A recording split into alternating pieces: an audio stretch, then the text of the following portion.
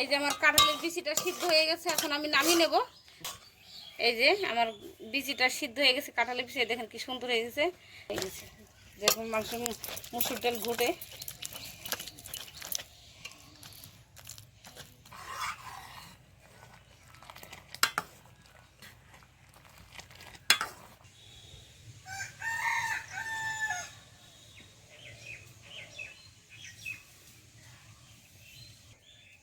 নমস্কার বন্ধুরা, আজকে আমার মন ভিলেজ থেকে আপনাদের সবাইকে স্বাগত জানাই। তা আজকে আমি নতুন একটা রেসিপি করতে চলেছি। এই যে কাঁঠালের বিচি দিয়ে ডাল করব। এই কাঁঠালের বিচিটা ছাড়িয়ে নেব, ছাড়িয়ে নিয়ে এই ভিতরে একটা লাল অংশ আছে সেটা আমি ছুলে নেব। ছুলে নিয়ে এটা সিদ্ধ করে বেটে ডাল করব। তা আমি কিভাবে করছি শুরু থেকে আমার শেষ পর্যন্ত দেখতে থাকুন। এই যে এটা আমি ছুলে ফেলে দেবো, ডালটা লাল হয়ে যায়। এই যে লাল অংশটা এই যে ছাড়িয়ে নিলাম, এই খোসাটা ছাড়ানোর পরে যে ভিতরে যে একটা লাল অংশ আছে ওইটা আমি ছাড়িয়ে নেব, নাহলে ডালটাও লাল হয়ে যাবে। এই যে এইভাবে আমি ছাড়িয়ে নেব সুন্দর করে।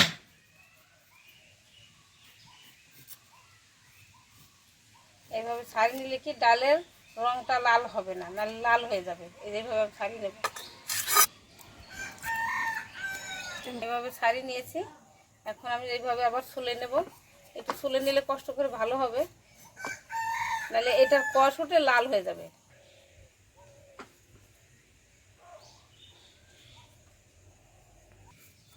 এই কাঁঠালের বিচি দিয়ে ডাল রান্না করলে ভালোই লাগে। আমার ঠাকুমার আগে ডাল রান্না করতো, মাও বলে সেদিন কাঁঠালের বিচি দিয়ে রসুন দিয়ে বেটেছিলাম, তাও ভালো লেগেছিল খেতে।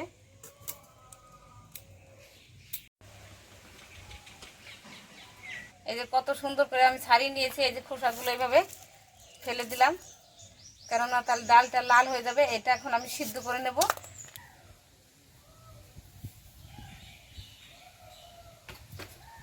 কড়াইয়ের মধ্যে জলটা দিয়ে দিচ্ছি, জলের মধ্যে আমি সিদ্ধ করে নেব,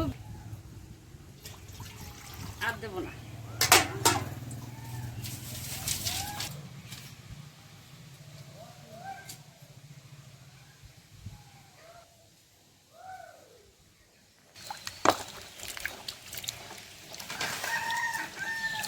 আমি কাঁঠালের বিচিগুলো ধুয়ে নিচ্ছি, তুলে নিচ্ছি।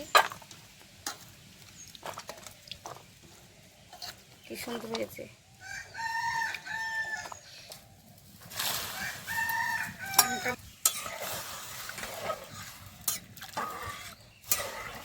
পাঁচ ছটা লঙ্কা দিয়ে দিলাম সিদ্ধ এর মধ্যে, শিলের সাথে এই বিচির সাথে বেটে দিয়ে দেবো ডালের মধ্যে।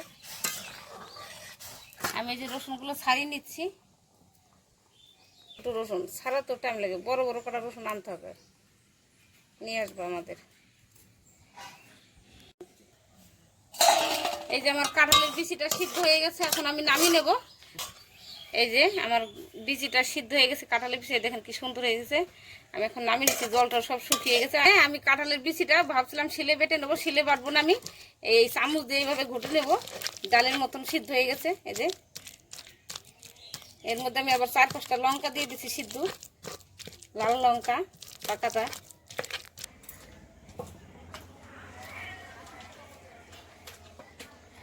কি সুন্দর সিদ্ধ হয়ে গেছে, ডালের মতন হয়ে গেছে, যেরকম মাংস মুসুর ডাল ঘুটে।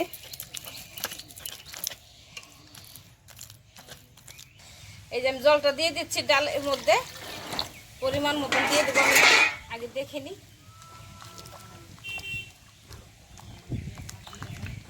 কি সুন্দর হয়ে গেছে, আমি ডালটা সুন্দর করে আমি মিক্স করে নিয়েছি। আমি লবণটা দিয়ে দিচ্ছি, আমি হলুদটা দিয়ে দিচ্ছি ডালে।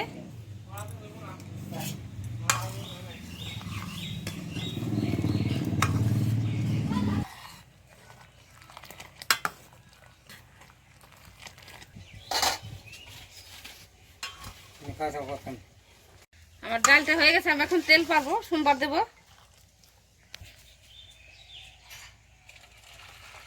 ডালটা এখন সোমবার দেবো। ঠিক আছে, একটা তেজপাতা, 2টো শুকনো লঙ্কা,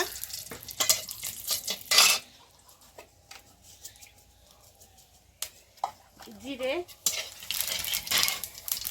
এর সঙ্গে দুটো পেঁয়াজ দেব,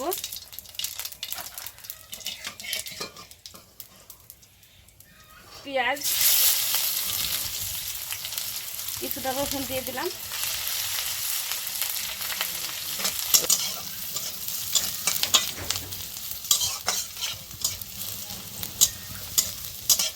রসুনটা ভাজা হয়ে গেছে।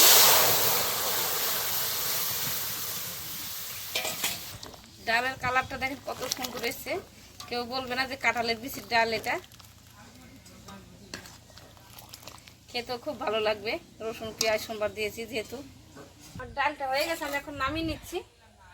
কত সুন্দর ডাল, কেউ বুঝতেই পারবে না যে কাঁঠালের বিচির ডাল এটা।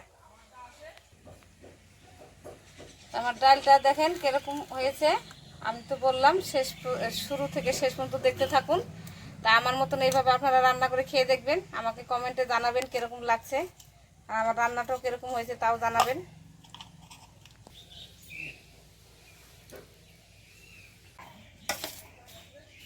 ডাল খেয়ে দেখো কেমন হয়েছে, রান্না করেছি। তোমার তো রসুন প্রিয় খাবার। হ্যাঁ এটা ঠিক, আমার রসুন পেঁয়াজ সবই ভালো লাগে। রসুন পেঁয়াজ রান্না হ্যাঁ হ্যাঁ গুড। খেয়ে দেখো কিরকম হয়েছে। ভালো একটা গন্ধ বেরিয়েছে।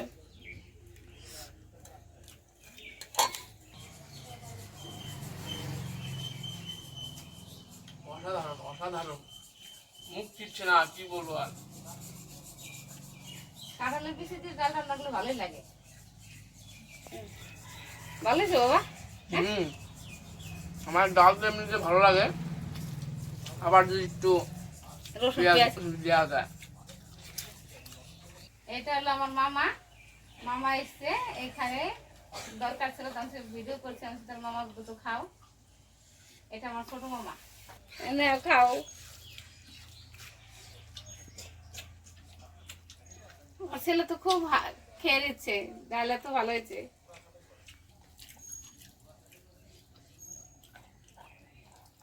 ভিডিওটা যদি আপনাদের ভালো লেগে থাকে তাই লাইক শেয়ার কমেন্ট করবেন আর সাবস্ক্রাইব করবেন আমার চ্যানেলটাকে। তাই নিয়ে এসছে আবার পরের ভিডিওতে। ততক্ষণ ভালো থাকুন, সুস্থ থাকুন।